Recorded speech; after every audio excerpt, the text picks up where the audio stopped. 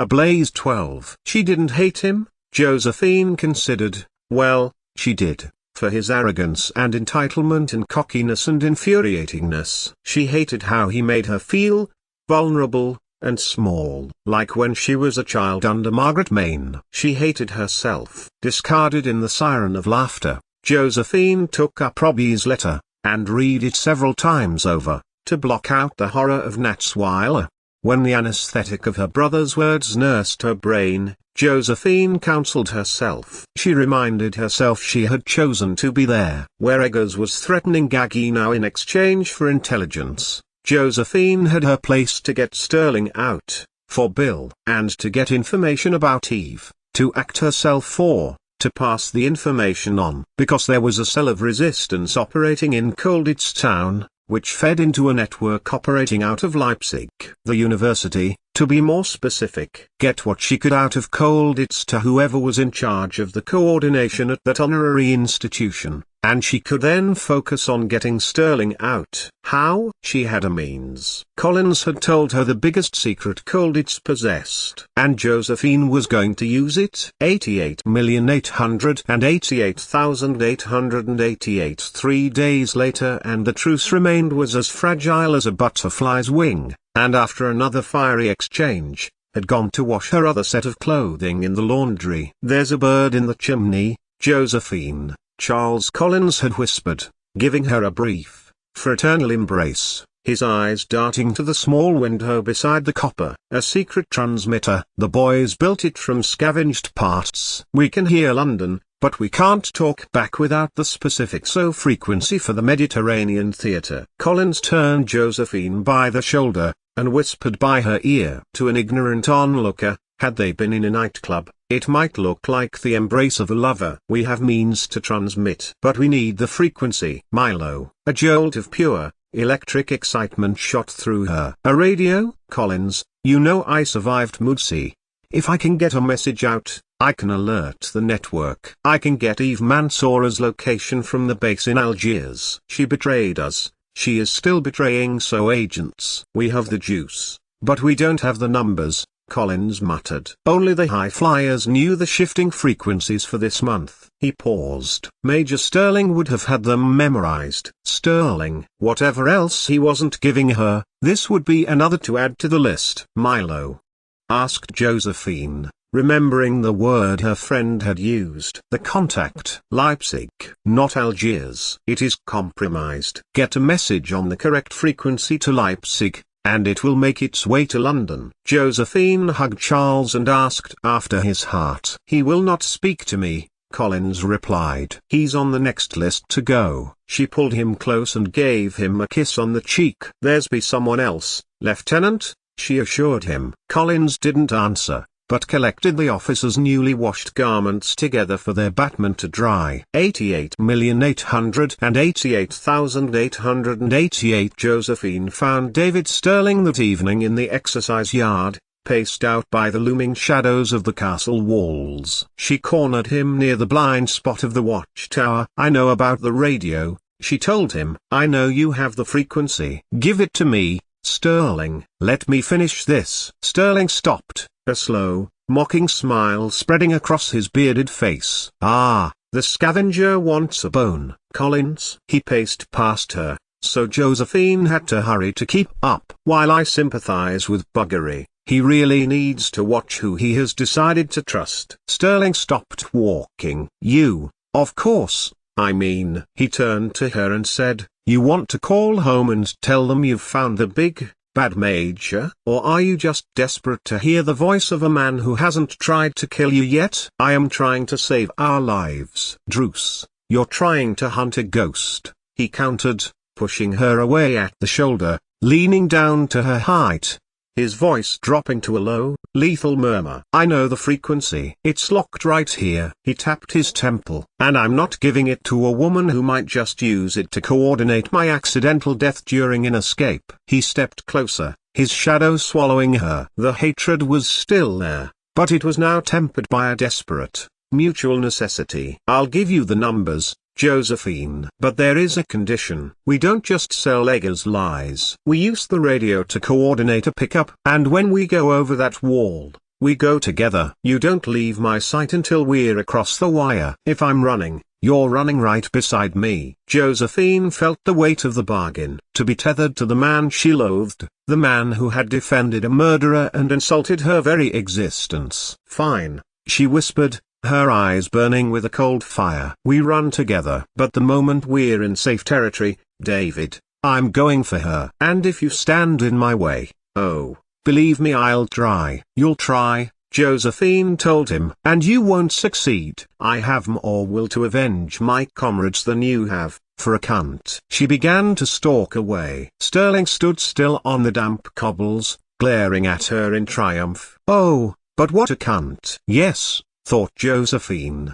What a cunt. 88,888,888. The heavy iron door to the solitary cell groaned shut, sealing the two of them back in the suffocating dimness. The truce with Eggers had bought them time, but the air remained charged with a volatile mixture of resentment and necessity. Earlier that afternoon, amidst the steam and clatter of the laundry detail, Collins had pulled Josephine aside. More detail on the transmitter. His face was a mask of weary grief. It's in the chapel roof, he whispered, his voice trembling with a raw, private hurt. As I've told you, I've spent months building it with Bob Saunders. You built it? Josephine asked. Monday, Collins replied. 18th of October, 1805. The Battle of Trafalgar. It happened on a Monday. Ask me any date. 10th of June, 1921. Josephine tested him. Friday. You were born on a Friday. He tapped her arm. Loving and giving. They got that wrong then, she told him. Then,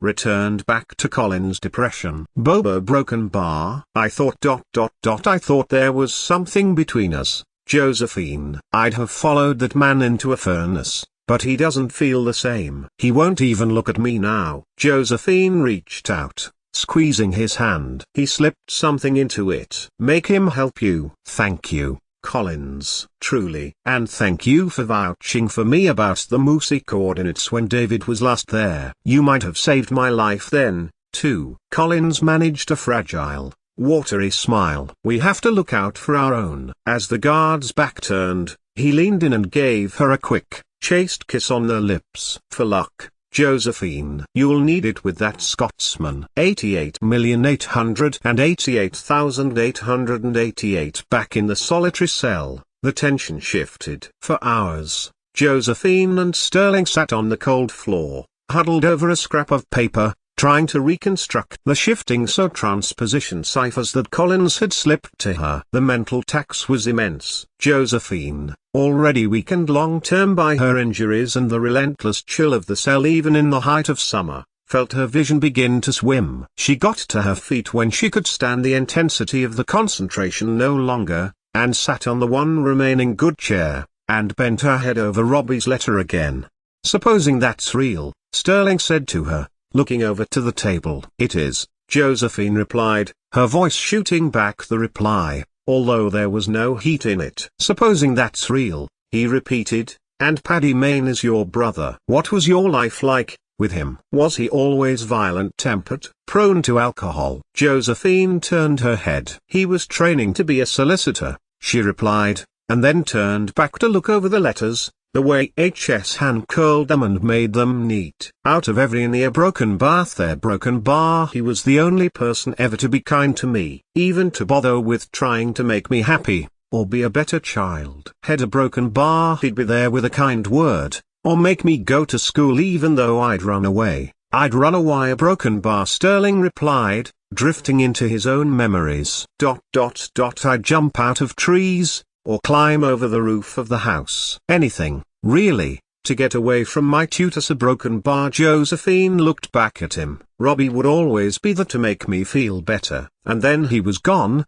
down to Trinity. And she got worse. Broken bar, so I ran away. There was silence, and then David began a slow hand clap. Very good, Josephine Joyce, very good. Josephine looked away sharply, and then down to Paddy's letter again. There was no point arguing the toss, it just meant they used all their energy squabbling over nothing when what they needed to do was work out how the code fitted into the cipher. If Collins can't do it and he's a genius mathematician, What good is it us trying? We have to send the message to the resistance. Josephine told him. Upseek a broken bar, Milo a broken bar, and there we have it. Sterling shot back. The resistance will be in your precious Natsweiler if you know all about it. Josephine pushed her chair back in shock. So you do believe me about Moosey? She walked over to him, then shook her head, before sitting down on the floor again. This time, she pulled a heavy, woolen blanket around her shoulders. And then what did you do? When you ran away a broken bar? Josephine looked up to him,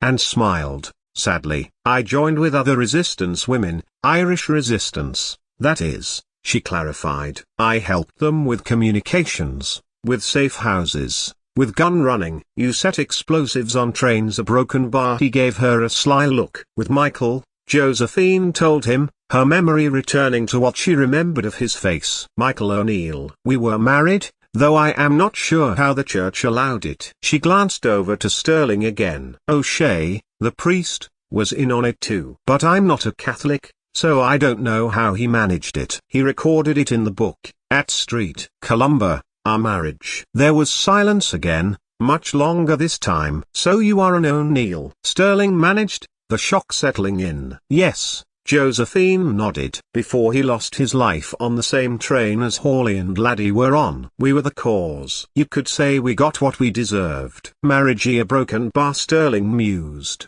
then looked at her, sharply. You were married? Josephine frowned. Yes?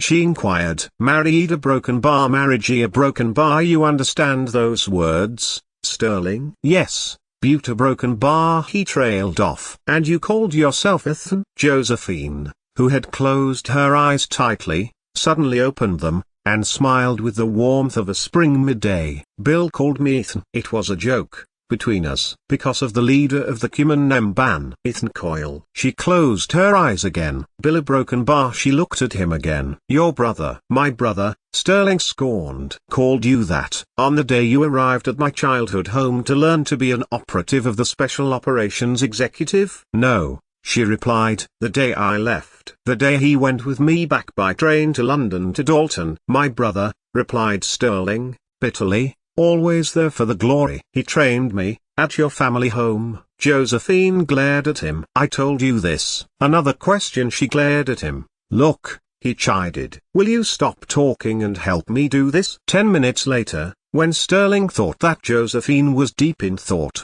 he looked across to her, and saw that her head was resting against the damp masonry of the solitary cell's walls. Finally her exhaustion had won and she had drifted into a heavy sleep. Sterling sat back, watching her. He could have used the moment to pick the lock, but the castle was a hornet's nest.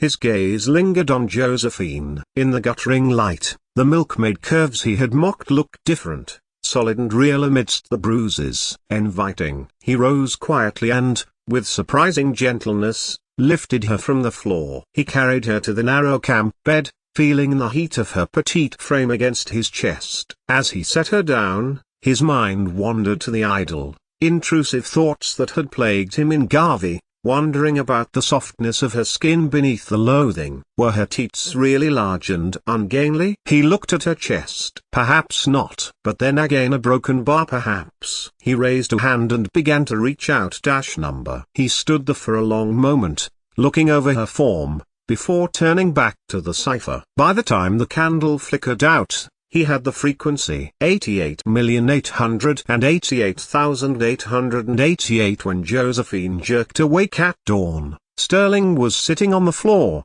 staring at a sequence of digits scratched into the dirt. You slept, he said, his voice a low rasp. I worked it out. The frequency is ready. Josephine sat up, rubbing her face, her lips still tingling slightly from Collins's parting luck. Why didn't you leave? You could have tried the vents. Because you have the contact names in Algiers, and I have the numbers, Sterling said, standing up and towering over her. And I told you, we go together. I'm not letting you out of my sight until I know if you're right about Eve. If she's what you say she is, I'll be the one to hand you the gun. But until then, you're my shadow. He leaned in, his eyes hard. Tonight, during the changing of the guard, we'll make for the chapel roof. We send the signal, and then we break for the wire. Josephine stood up, reaching for Collins' note. Sterling gestured over his shoulder. "What is Lieutenant Collins to you?" "A friend," Josephine replied. "Or a setup?" "He would have lied to me about the Moosey coordinates." "Or Saunders did." "Or they were real and somehow you convinced him they were yours." Silence hung between them. "The man he loves does not love him." She strode to the door, realization that he was not just jibing her when he had mentioned buggery crystallizing in Sterling's mind. Josephine stood, her jaw set in defiance, and eyed the door. "Tonight, then." "I hope you can keep up, Major." 88,888,888. The trek to the chapel was a dance with shadows. They moved through the skeletal architecture of Colditz, hearts hammering against ribs, until they reached the narrow crawl space beneath the rafters. The air was thick with the scent of ancient dust and bird guano. In the corner, hidden behind a false beam, sat the bird, not the Colditz cock, Goldfinch's pride and joy, but a crude assembly of copper wire, stolen valves, and a hand-cranked generator. Sterling gestured for Josephine to take the headset. As she leaned over the equipment, the moonlight filtered through a high, narrow slit in the masonry, illuminating her profile. Sterling found his gaze fixed on the curve of her throat and the stubborn set of her jaw. Despite the grime and the bruises, there was a raw, earthy vitality to her that made the memory of Eve's ethereal, cool elegance feel suddenly like a pale imitation. He moved behind Josephine to help steady the generator, his chest brushing against her back. The contact was electric on her skin, a sudden, sharp contrast to the cold stone of the castle. He felt the heat radiating from her petite frame, and for a fleeting second, his hand hovered near her waist, his fingers itching to feel the reality of those curves he had so cruelly mocked. He realized with a jolt of internal fury that his hatred had mutated into something much more dangerous, a fierce, physical hunger. "Set the dial," he whispered, his breath stirring the hair at her temple. 14.2 megacycles. If Algiers is listening, this is how we trap her, Josephine thought. She has to be stopped. Men and women are dying the most cruel deaths, a broken bar by the love of the Almighty. Let Milo be listening in Leipzig. Josephine's fingers flew over the keys, tapping out the coded sequence. Phantom to Leipzig. Eve Mansour compromised. Request coordinates for pickup at Sector 7. As the signal pulsed into the night, Sterling felt a sickening wrench in his gut. He had loved Eve, or the version of her she had allowed him to see. To think of her as a cold-blooded architect of slaughter, feeding his friends to the ape where felt like a bayonet to the heart. Yet, as he looked at Josephine, fighting, bleeding, and unyielding, the illusion of Eve began to shatter like glass. Could it really be a trick? Could someone be that cold, that talented an actress, involve so many different people to corroborate her story? It was unbelievable anyway. And yet, if he was going to escape, this was the way. Use the Irish collaborator fixed up in a lie of her own making. Play along, for she clearly needed him. They're responding, Josephine breathed, her eyes wide with a mix of triumph and dread. The receiver crackled. Leipzig to Phantom. Message received. Mansour under surveillance. Confirmed contact with German agent in Lisbon. Architect of Funk spell confirmed. Proceed to pick up. The silence that followed was heavy. The truth was out. Or, at least, he didn't care about Eve enough to risk his own skin staying around in Colditz, if he was otherwise destined for a death camp. And, unless this was another elaborate ruse, perhaps Josephine had been the one telling the truth all along. But, it was too far against the odds to continue to deny her word. Officers had built the radio, a lieutenant had provided the scrambled code. Sterling's paradigm was beginning to crumble and a new one was needed. Josephine, the thorn in his shoe for as long as he could remember in this war, may well have been speaking the truth. Sterling reached out, his hand finally making contact with Josephine's shoulder. He didn't pull away this time. Instead, he turned her toward him, his grip firm and uncharacteristically lingering. The loathing was still there, a jagged edge between them, but it was now overlaid with a desperate, magnetic pull. "You were right," he rasped. his eyes searching hers in the dark. God help me, you were right. Josephine didn't pull away. She looked up at him,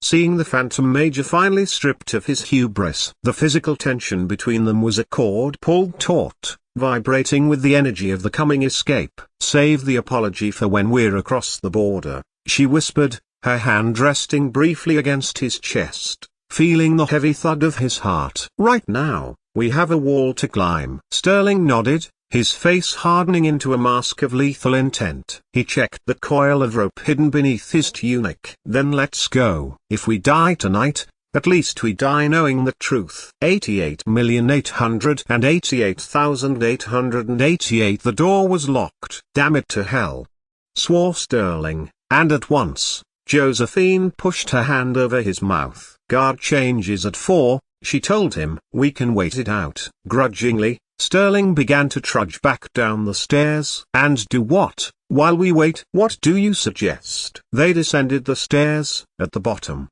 Josephine noticed the door of the officers' quarters towards the German area open. Egger's private door. He had clearly been working late and left the office suddenly. I heard about the exploits with the wine, Sterling told her, nodding approvingly at the 3/4 full bottle of cognac. Let's hope that's not been replaced with French water. Josephine hurried along the corridor, contraband in hand, and paused at the junction between the gate to the prisoner's courtyard and the solitary cell. She pulled out the cork and sniffed the vapor. Smells like brandy to me, she told him, and handed him the key to the cell. There was no way in the world, when they left with the resistance, that she was going to spend any more time in the company of Major David Stittling. As soon as they were free, thus freeing her from her agreement with Bill, she would be gone, to find Eve Mansour. Sterling locked the cell behind them, handing Josephine the key. Brandy, he told her. And now we wait. 88,888,888. The Ritz was a mausoleum of gilded mirrors and quiet betrayals. Bill Sterling sat rigid, his jaw set in a hard line, while Dudley Clark swirled a glass of amber liquid with the detached air of a man watching a play he had already scripted. Between them sat Eve Mansour, a cool, elegant storm who believed she was the only one holding the lightning. The High Command is whispering, Bill, Dudley said smoothly, his eyes flicking to the folder on the table. They're briefing that your surveillance of Eve is a sordid cover for an affair. They claim she's the reason you've been whispering in Monty's ear to get the SAS name restored. It's a convenient lie to bury you. It's a spiteful officer-class vendetta, Bill hissed, his voice low and dangerous. They want me gone because I called their Northern Europe drop a suicide mission. They're using Eve to remove the only man willing to tell Monty he's sending Paddy's men into a meat grinder. He looked at Eve, his eyes burning with a mixture of fury and a deep, paternal desperation. He had kept Eve in the field to protect the mission, but primarily to keep a lid on the secrets that could kill Josephine. Though she was Paddy's blood, Bill had always viewed the girl with a fierce, protective affection, a girl he had watched over as a young woman, now lost in the heart of the Reich. Dudley leaned in, his tone dropping to a conspiratorial murmur. He and Bill exchanged a look of grim, shared understanding. Despite their differences, they were both guardians of the same secrets, and the same girl. I have more than just suspicions now, Eve, Bill said, leaning forward until he was inches from her face. I have Henry Druce. He was with Josephine when your radio games blew up in France. He saw the betrayal firsthand. He only survived because of a daring escape that would have killed a lesser man. And now he's under my command in SAS. He told me everything. He confirmed exactly who pointed the finger at Josephine. Dudley nodded, confirming the weight of the testimony. And I've intercepted your latest transmission to your Abwehr contacts. You've blown her cover again. You told the Germans that Josephine Joyce is actually Josephine Main. You sold Paddy's sister to buy your way deeper into the Reich's confidence.